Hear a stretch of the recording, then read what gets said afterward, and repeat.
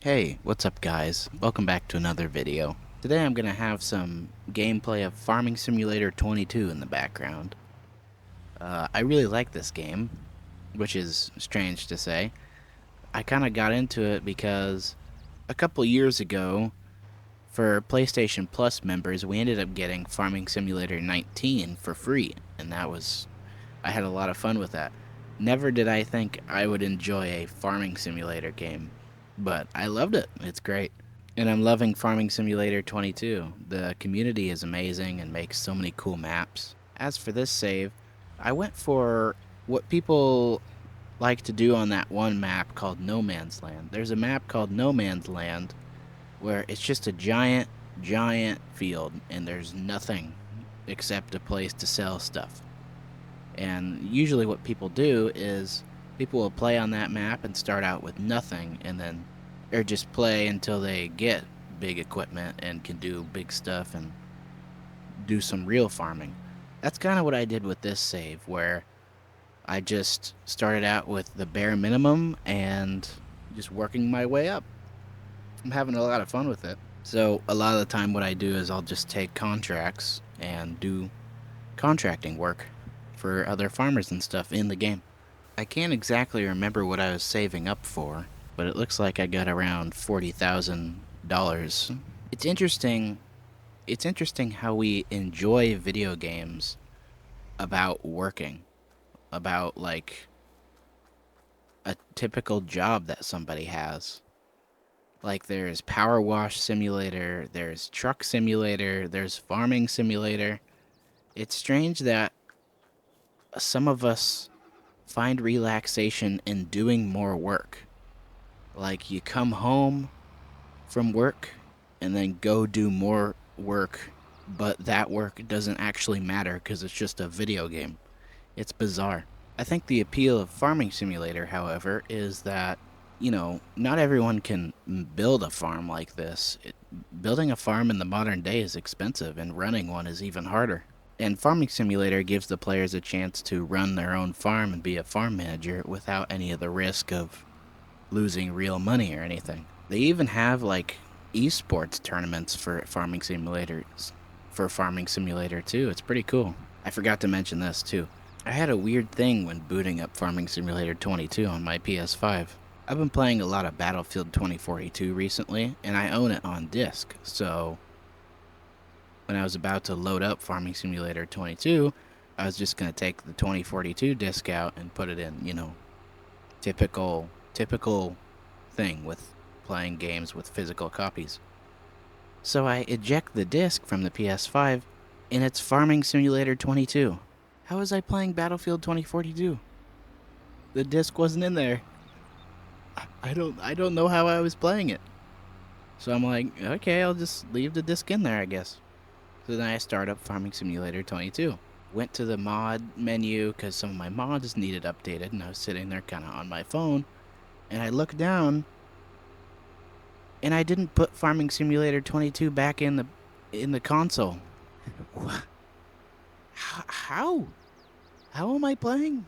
I have no idea what the deal is with that, but that really confused me. So I don't know. I guess I can play the games I have on disc without putting the disc in. I don't know. Someone smarter than me probably knows the deal with that. But anyways, I really do enjoy Farming Simulator. I don't play the most realistically. I play far from realistic actually, but to each their own, right? Some people like to play super realistic and that's just not my cup of tea. Plus I don't really know how all this farming stuff works. I just do what the game tells me.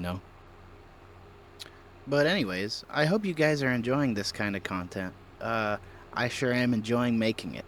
I guess you could call it lazy content.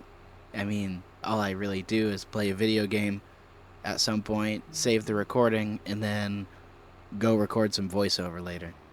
But sometimes I guess sometimes you need a bit of a break from the big video projects that require lots of editing. So I hope this channel will I hope this channel will last, and I can maybe... I hope this channel will last. Maybe I'll even start adding background music or something like that. Maybe like rain in the background. That'd be fun. I don't know. We'll just have to see what the future holds. I definitely want to have Minecraft on this channel someday. Maybe even just a casual playthrough, really chill video. That'd be fun. Anyway, to the point. What I wanted to talk about today is, why do Christians suffer? Or really, why does God, quotations, allow anyone in this world to suffer? Well, I think part of the answer to this is that God doesn't allow us to suffer for no reason. Your suffering is part of your story, and it happens to you so that you can minister to others. You can minister to people who have been in the same situation as you. Part of suffering is also a test. It's God testing us to see what we'll do in a certain situation. Will we take the correct steps and begin to pray and even rejoice in our suffering? Or will we fall into the temptation to cope in different ways, like alcohol or drugs, or to put it simply, not good things, sinful things? Now, why does God allow non-believers to suffer?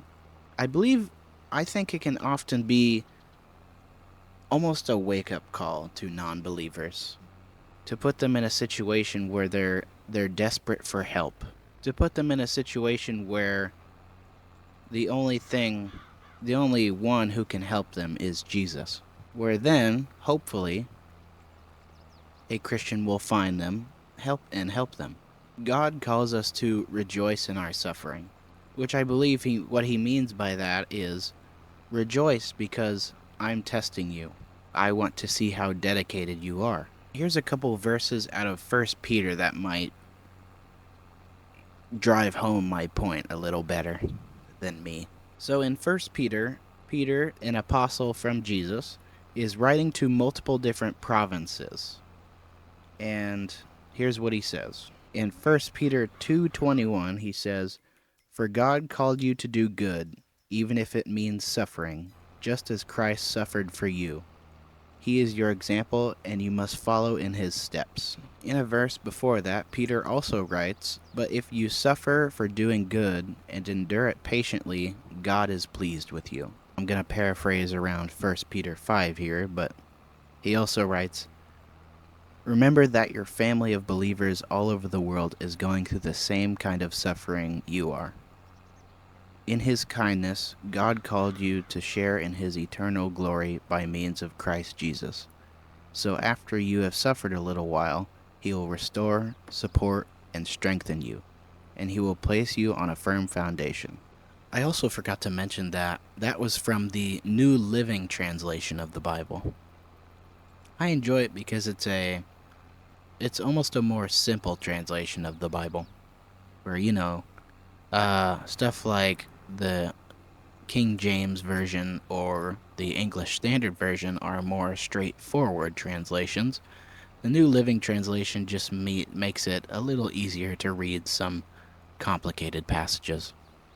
So, to summarize those passages, I think what was trying to be said was that seek God in your suffering. Seek God in that situation, because he's the one in charge. And this suffering, it's not for no reason. God will use it in ways you can't even comprehend. There are a lot of people I know, even people in my church, who have suffered. They have suffered a lot, and it's sad. But they see where God wants them to use that. And they know it's not for no reason. Right now, I currently can't think of a time where I have suffered and I can use it to minister to others. Eventually, I will probably talk about my experience with the quarantine in 2020 and how that affected me mentally. But that story doesn't really fit in this video at the moment, so I'll talk about it sometime. Anyway, I hope some of this made sense. I'm not a preacher or anything, so it might not have made any sense, but yeah, I hope you got something out of it, and I thank you for watching. And to close it out, I'm gonna throw in this clip of Jamie Allen. And in this clip, he's talking about how God does things in his own time and why our faith should not be impacted by that. So, thanks for listening, and I'll see you later. I don't want you to have any wrong ideas about coming to Jesus. Being a Christian does not guarantee immediate healing from all your problems. You might put your trust in Jesus, pray like mad in a desperate situation, and it gets worse. The cancer spreads. Unexpected bills come in. Friends let you down. Your loved one dies. If Jesus had healed everyone immediately, people wouldn't have come to Him by faith for salvation. They would have come just for freedom from their problems. Folks, faith is not believing God will do what you want immediately.